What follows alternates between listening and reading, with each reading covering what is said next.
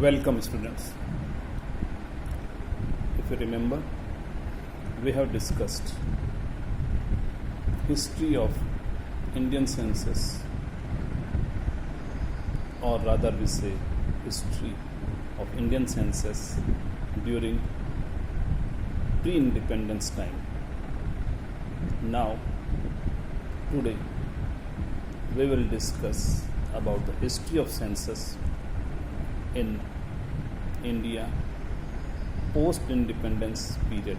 If you remember, we had divided history of census in two parts: pre-independence and post-independence.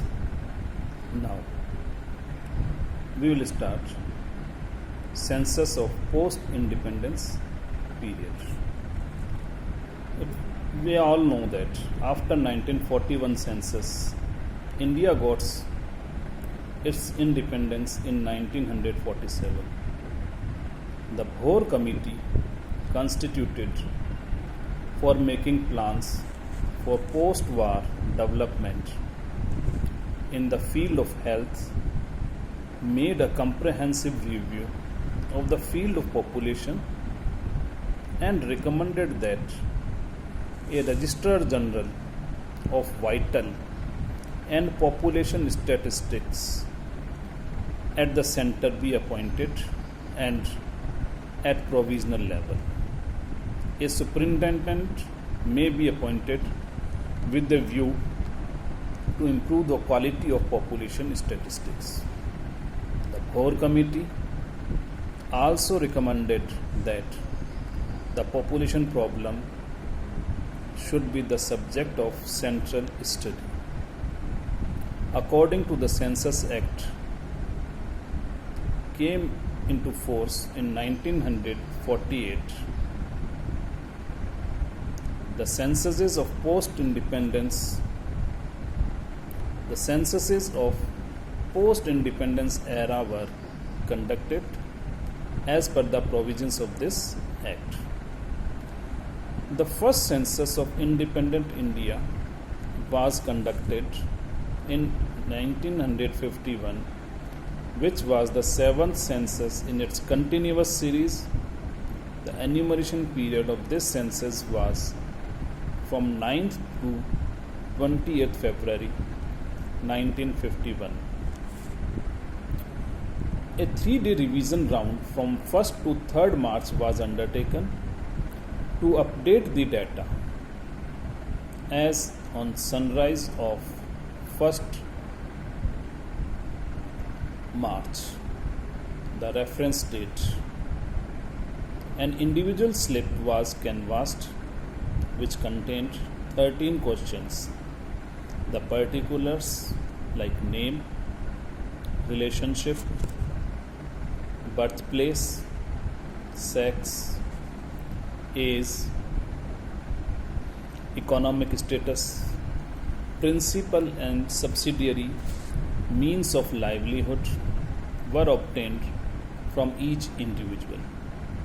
The information on religion, mother tongue, literacy was also obtained.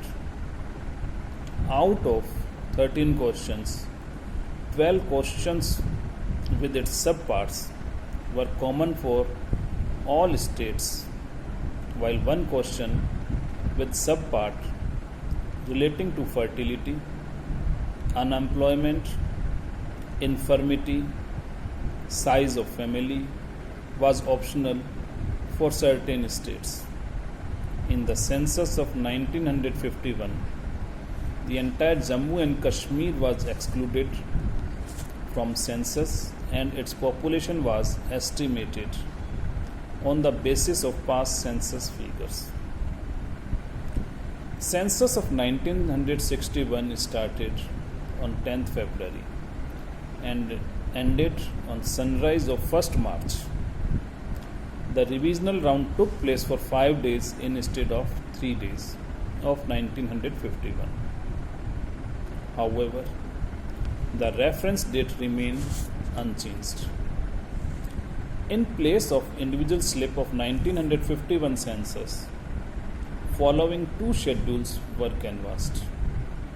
First was the household schedule for each household, and the second was individual slip, that was for each individual. The household schedule was divided in A, B, and C parts, which were further divided in subparts. Information relating to persons engaged in cultivation and household industry was collected through this schedule. The individual slip consists of 13 questions. The individual slips of 1951 and 1961 census differ on following ways. In 1961, A's at last birthday was asked in place of A's. Second, a question on civil condition asked in 1951 was dropped in 1961. The question on birthplace was further subdivided in 3 parts to elicit information on rural urban status and duration of residence. In 1951, information on economic status with dependency and employment status was obtained, whereas in 1961 its scope was enlarged and details of employment in 4 broad categories of workers with nature of industry, class of workers, etc. was also obtained.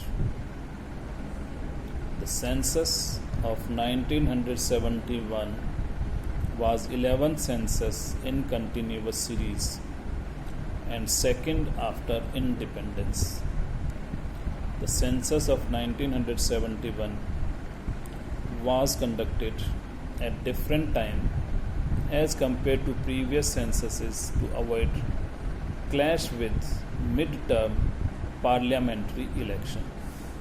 The census of 1971 was conducted between 10th March and 31st March, and revisional round was taken from 1st to 3rd April, deviating from past. The reference date was taken as 1st April 1971.